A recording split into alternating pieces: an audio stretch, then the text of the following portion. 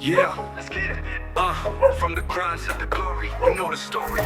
Woke up at 5, hit the gym by 6. Protein shake ready, gotta get my fix. Pushing weights, feel the burn in my veins. Every Po pala rep, si every set. Darwin Kayanan, ang first overall champion ng Babuyan Island Challenge. Kung wala siya, Por.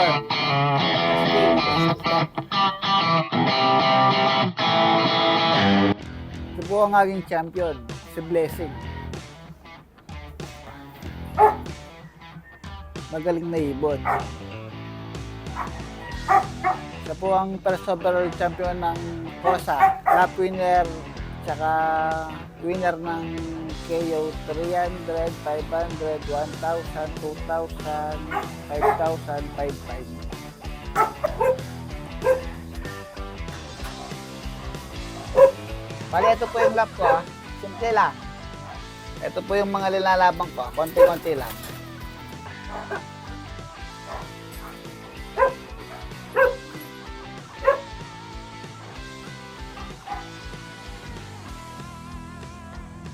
Nung bata pa ako, nag-aalaga ako ng ibon. Kaya kaso yung tatay ko na nag-aalaga na ako, dahil marami siyang mga mapalaban na manok, yung mga sa akin dahil yung mga kulungan nila dahil nakakawala lang, pumapasok, tumalabas. Pag meron siyang ninakay, pag kumakain yung mga manok ng tatay ko, nagigisali yung mga ipong ko. Ang ginawa ng tatay ko, tinatanggal yung ibon. Sabi niya sa akin, mag-alaga na lang ako ng manok. Dito na lang kita ituturo, magkondisyon ka ng mga manok, sabi nga gano'n. Yun, tinuro niya ako magkondisyon, naglaban ng manok, nag-prepare ng manok, kung paano yung prepare, yung laban. Gano'n niya tinuro sa akin. Tapos na-stop yun. Tapos nung medyo tumagal, naisipan kong mag-alaga ulit ng ibon. Nag-alaga ako ng ibon, tapos gumugulong. Hindi ako nakapauwi ng last lap. Sakto yung kapatid ng tatay ko, yung kaibigan niya, si Kuya Doy Alonso. Sasamahan kita doon, sabi nga sa akin. Hindi kanya bibigyan ng palpak noon. Talaga prove nyo sa kanila. Sino ba akong nilaban? Yung una kong breed sa kanila, nilaban ko, 3. Yung isa umabot ng maas ng late. Yung pangalawang laban namin, nilaban ko sa mga breed niya, isa lang. Yun, nag-overall champion ng Basco Batanes, ay Babuyan Island. Doon nag-champion yung ibon.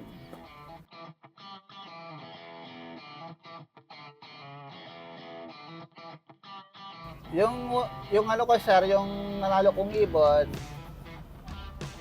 ito po yung nag-breeding, si Doy Alonso ng Blue Supreme.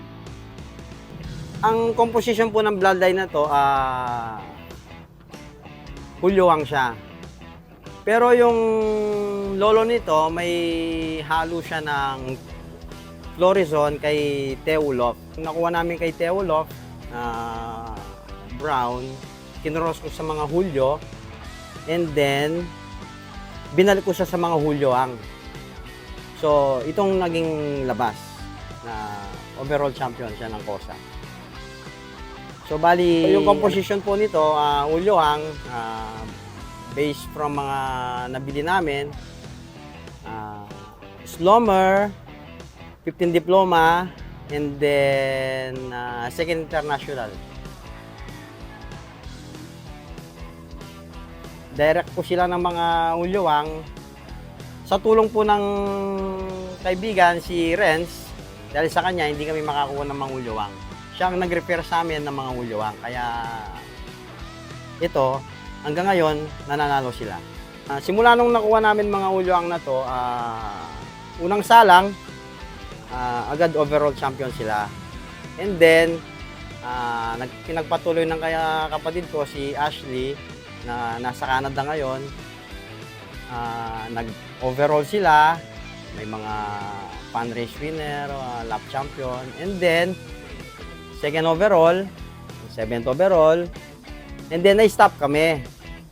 Dahil nga umalis yung kapatid, and then as of now, ako yung nagpapatuloy sa mga bloodline na to sa kaka-inbreed. By chance, buti na lang,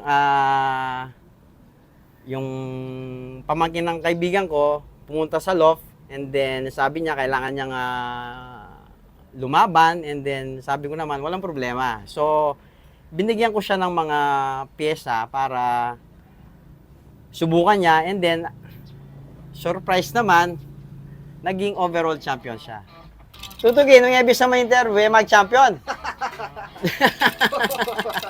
Monday, ginagawa ko lang, bawang lang. Tapos, Tuesday, maligo. Tapos, Thursday, magsasangkap ako ng ultra form. Tapos, binibigyan ko ng oil, yung pagkain nila. Pagkatapos nun, susunod na araw, ito yung binibigay ko sa kanila.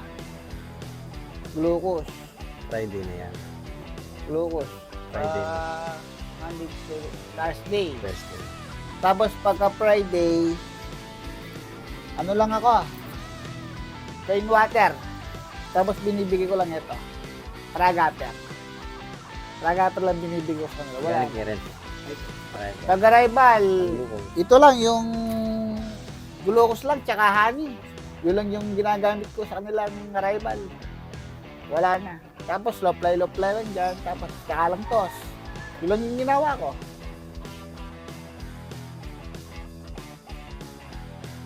Yung trabaho ko, mekaniko ng motor.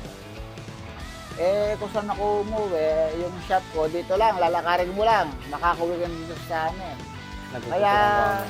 Natututukan ko. Ganun lang ako nag-ibon dahil matututukan ko. Dahil yung shop ko, lakarin mo lang, tapos maglakad ka na naman, makakauwi ka na sa bahay. Kaya ganun lang ako nag-ibon. Yung tutok lang talaga, saka yung sipag lang talaga. Yun lang yung ginawa ko. Kaya kung hindi matututukan yan, wala rin. Hindi pwede yung iwan mo, balikan mo, balikan mo. Hindi pwede yun. Kung ganun yung ginagawa mo, wag ka lang mag-ibon, masisira lang yung pera mo. Ito yung love ko. Dito nag-champion yung first overall ko sa Babuyan Island. Dito naman sa kabila, sa kaibigan ko yan, kay Giancarlo Cordero. Diyan ipalilipad yung ilalaban niya sa susunod na season sa Kosa. Ito lang yung plano ko, paro. Simple lang. Pero supportive ako sa asawa ko, ha? Kalaban is player lang. Ito lang yung Kung wala siya, kung nagpapakain ng ibon, pwede naman ta. Oh. Sa mga Diba? player ko, tsaka sa mga breeder. Kaya bisa, Ito lang. sige na! Ha? Matibi ka! Kalaban YouTube! is player rin yung binibigay ko sa kanila. Umari na kaya. Kami, Yakupin, ito nga po pala yung tatay nung overall champion ni Darwin Kayanan. Nung lumapit siya sa akin, ito yung napahiram ko sa kanya. So, naswertihan naman niya, naging overall champion siya. Bali, itong ibon na to, lahat ng winners namin, may pasok to na lahat ng winners namin sa Blue Supreme. So, consider ko na to as in highly inbred na siya ng mga ulyuang.